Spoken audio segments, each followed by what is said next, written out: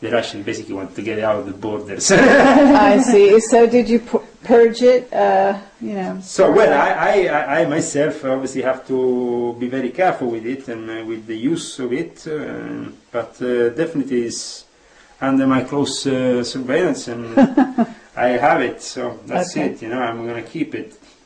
Okay. It's a very peculiar mask, very peculiar. The 14th Dalai Lama, the present Dalai Lama, used it when he has his own divinator who went into trance with this mask before the Chinese arrived and warned them to go away. So in a way saved the life of the Dalai Lama. But this tradition, as we were saying, is part of the Bon tradition, is the shamanic tradition of Tibet, which is more ancient than the Buddhist tradition. But it's said to be dominated by the Buddhists and by the Red Caps of Tibet.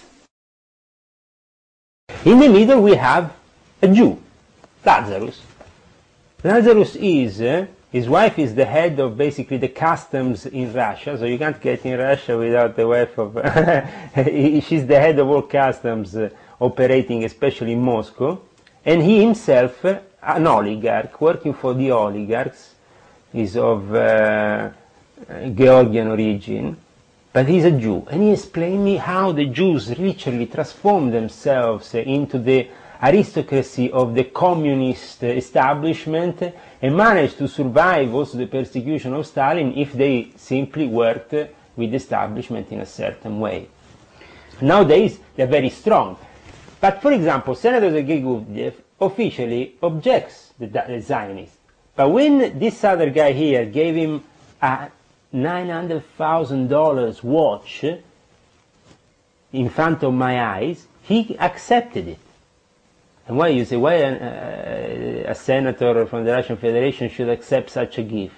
Because corruption in Russia is made with watches. There is $1 million watches. Once I had 3 of them on my table.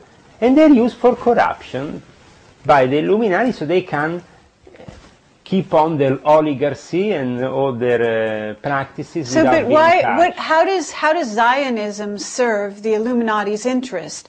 You're talking about their vision of Armageddon because it is written so in the Bible? Absolutely. The Zionism, you see, is a corrupt branch of what is really the religion of Abraham. That was already corrupt for a long time and tried to, with Zionism, especially coming out of Ukraine, to gather power. But the Zionist families, like for example the Rothschilds, who have been so important for the implementation of Zionism, are themselves also working linked to the Vatican, because they are Knights of Malta. So you will say, how is possible Zionism and the Vatican? It doesn't really fit in. One should oppose the other. While publicly it might seem so, in reality they are completely connected. And I think that John Paul II made this quite evident when he called them our oldest brothers and embraced with so much love the rabbi in Rome, which I repeat, Rome is the oldest Jewish community in the world, so connected to Rome you have also this, and they worked for the Vatican. I saw Mossad agents in Rome from the Sonnino family, which I used to work with, involved with La Banda della Maiana, which was this fearsome gang of people involved with the P2, with the intelligence service, killers that were doing all kinds of weapons, cocaine, heroin, all kinds of business with them. And they were receiving every year a letter from Andreotti, which is a senior Democrat Christian, very well known in the Atlantic Pact, in the NATO. Andreotti is one of the key people in Italy, also as a politician still nowadays. He has been Prime Minister for many times, and he was is a senior Opus Dei and P2 member. But working with these people, I saw the power of the Zionist establishment. For example, George Ugo Ballesteri wanted to do a Isaac Rabbi award, and I said, why? But because under the influence of the Zionistic element that is always there, and they like to go in Jerusalem, they have a specific place under what is the Temple of Solomon. Still nowadays they do this practice. They have a high priestess of Melchizedek. Now this high priestess is not really a woman, is a man-woman. Is a priest. There used to be a man and a priest and a monk, I think, working for the Vatican. Is one of the biggest experts of the Bible. is now called Michela Mercenaro. He had a sex change, approved by the Vatican. Now she is working in some kind of university officially. In reality, she's working also for the police in their investigations in the occult and occult murders, but she is the high priestess of Melchizedek of the Order of Zion and celebrates these occult rituals in Jerusalem with the elite there, and her function is to be androgyne, because half man, half woman. Mm-hmm. She can have this Zionist element is working. At times it has been opposing the Vatican, but at the end has decided, especially after the Second World War, to merge, and it couldn't be otherwise, because after the Second World War the Vatican became an American club.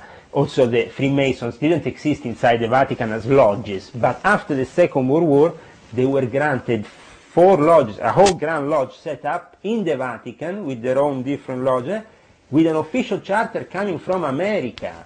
You know? Okay. So the thing is, there was obviously an embracing also from the Vatican of what they have always embraced, which has been to be themselves head of these aristocratic families, themselves also involved with the Zionist families. Why? Because they were the bankers, so they had to be somebody who had to sponsor other people. There was a bank, and the bank is a very important thing for the Vatican. In fact, the IOR, la finanza dello IOR, the finances of the IOR, are fundamental for the Vatican.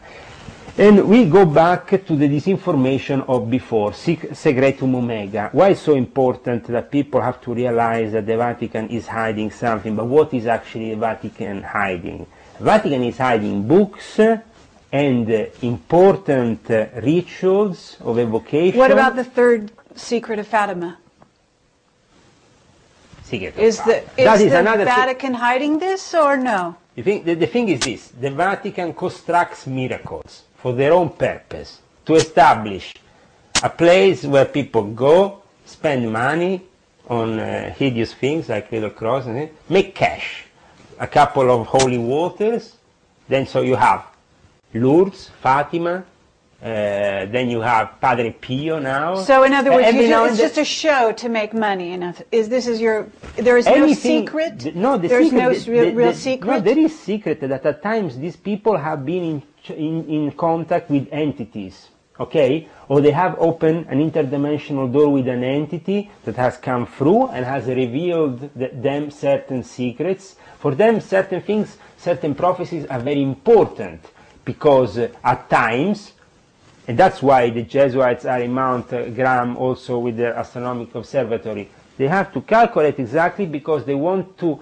avoid sometimes that the prophecy comes against them in any way. If the prophecy becomes enemy of their own project, then at that point that prophecy has to be scrapped off the map. The people that the prophecy can't come into being. Why? Because they are there making sure that that kid, if it's born that day, dies. Why? Because that kid will be an enemy of their order. And it's already for them, so there has been... Who is the Black Pope? Black Pope is the general of the Jesuits. As I said, his power is very strong because the Sieve, as we mentioned before, is just a small creation of what is the Jesuit intelligence apparatus, which is very important. Okay, but who is he specifically? What's his name? Adolf Nicholas is the Black Pope now, is known. Okay, and is he going to be the Black Pope of Revelation? No. Then you have the Black Pope of Revelation. That doesn't need to be. There is, you see, there is a confusion here. There is always an element of confusion. And why? Certainly. Because when you have two elements, then you usually choose the wrong one, and the right one gets left untouched. So everybody is focused, the Black Pope of Revelation is the Black Pope of the Jesuits.